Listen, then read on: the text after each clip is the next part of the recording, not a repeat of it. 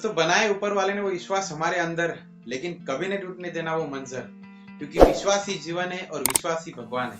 Hello दोस्तों, मैं हूं अमित और आज फिर से मैं आपके सामने एक नई और एक इंटरेस्टिंग कहानी के साथ। आज की जो हमारी कहानी है एक आगरा में रहने वाले डॉक्टर की है, जिनका नाम था डॉक्टर अजीम। डॉक्टर अजीम एक हार्ट स्पेशलिस्ट थे।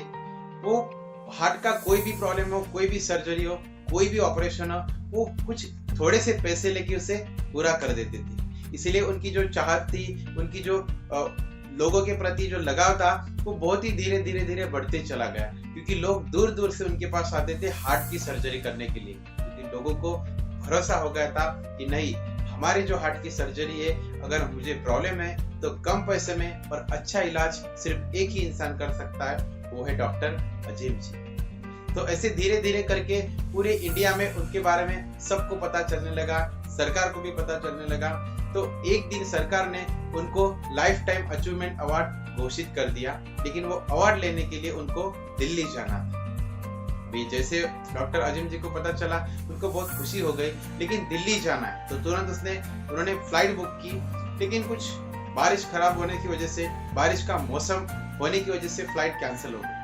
तो डॉक्टर अजीम जी ने सोचा कि अभी कैसे दिल्ली तक मैं पहुंच सकता हूँ। तो उन्होंने सोचा तो कि चलो मैं अभी गाड़ी से बाय रोड दिल्ली तक पहुंच जाऊंगा। उन्होंने एक ड्राइवर को कॉल किया और सारे इसके बारे में इंफॉर्मेशन पूछ ली कि मुझे आगरा से दिल्ली जाना है, कि अवार्ड के लिए मेरा नाम वहाँ पे डिक्लेयर किया है, तो कितना टाइम लगेगा, हम कैसे जा सकते, सारी इंक्वायरी कर ली। तो ड्राइवर ने बोला कि अगर हम सुबह निकलेंगे तो शाम तक पहुंच ही जाएंगे।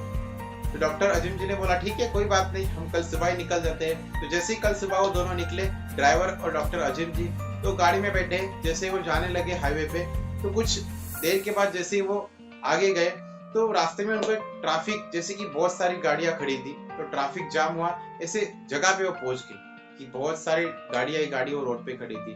तो ड्राइवर ने गाड़ी रोक दी। डॉक्टर ने बोला आपने गाड़ी क्यों रोकी? तो ड्राइवर ने कहा कि आगे बहुत सारी गाड़ियां लगी हुई है, शायद कुछ प्रॉब्लम होगा, कुछ रास्ता जाम हुआ होगा। तो डॉक्टर ने बोला कि आप आगे जाओ और एक बार देख के आओ। तो जैसे ड्राइवर ने वहां पे देख लिया, पूछताछ कर ली, तो आगे पेड़ गिरा हुआ था।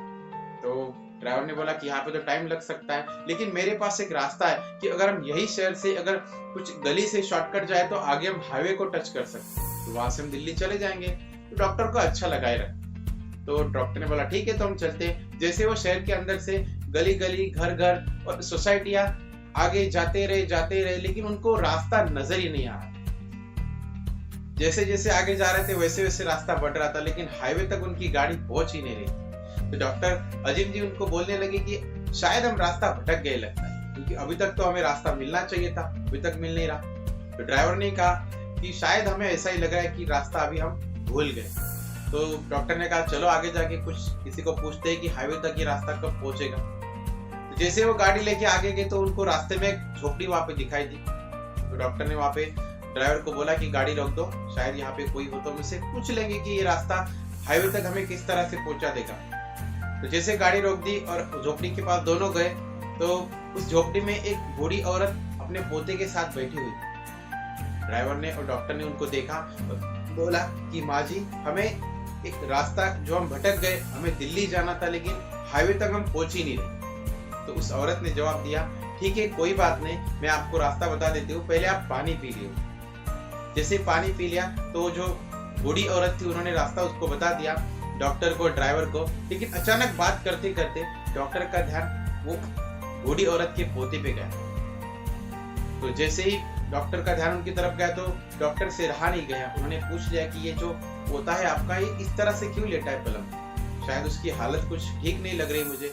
तो उस बूढ़ी औरत ने कहा कि इसके दिल में छेद है, इसका ऑपरेशन करना है, लेकिन किसी ने मुझे बोला था कि आप आगरा लेके जाओ डॉक्टर अजीम जी के पास, वही इसका इलाज कर सकते हैं। लेकिन मैंने सोचा, मैंने उनको बोला कि मेरे पास तो इतने पैसे है नहीं कि डॉक्टर अजीम मेरे पोते का ऑपरेशन कैसे कर सकते। तो डॉक्टर अजीम ने कहा कुछ भी, बूढ़ी औरत की सारी बातें सुन ली। जो बूढ़ी औरत बोल रही थी कि अभी मेरे पास तो पैसे है नहीं और उसकी हालत भी बहुत खराब है, अभी तो बस ऊपर वाला ही, भगवान ही इसे बचा सकता है और मेरा विश्वास हमेशा भगवान पे है, शायद कोई ना कोई, किसी ना किसी का तो जरिए मेरे पास वो पहुंचा ही देगा।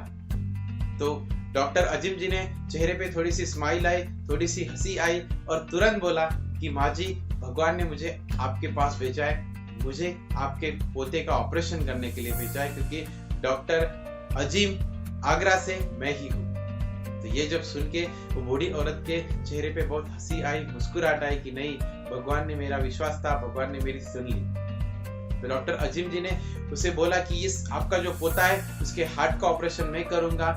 तुरंत डॉक्टर ने बोला कि चलो ड्राइवर, इसको गाड़ी में रख दो और हम आगरा जाते हैं। लेकिन ड्राइवर ने कहा आपको तो दिल्ली जाना है, आपका अवार्ड आपको लेने के लिए जाना है। तो डॉक्टर ने बोला कि यही मेरे लाइफ का सबसे बड़ा अचीवमेंट है, क्योंकि अगर मैं किसी की मदद कर रहा हूँ, किसी की जान बचा रहा हूँ, तो इससे बड़ी मदद, इससे बड़ा अवार्ड क्या हो सकता है। तो दोस्तों, हमारी ये कहानी आज की एक छोटी सी थी, एक डॉक्टर की थी, लेकिन हमें सिखाती है कि अगर हम भरोसा, विश्वास अगर ऊपर वाले पे रखेंगे तो एक ना एक दिन हमारी मदद के लिए ऊपर वाला किसी ना किसी बंदे को भेजता ही है। बस आपको यकीन रखना है, आपको भरोसा रखना है और पेशेंस रखना है और हमेशा ऊपर वाले को याद करना है, क्योंकि वो कोई भी रूप में और किसी भी टाइम पे कभी भी हमारी मदद के लिए आ सकता है। बस आप उसकी जो हमारे दिल में भरोसा है, इज्जत है और हमारा जो विश्वास है वो आपको बरकरार रखना है।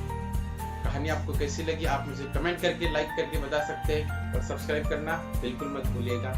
और हमेशा हंसते रहिए, ताकि आपकी हंसी हर किसी के लिए मुस्कान ला सकती है, हर किसी के लिए खुशियां ला सकती है।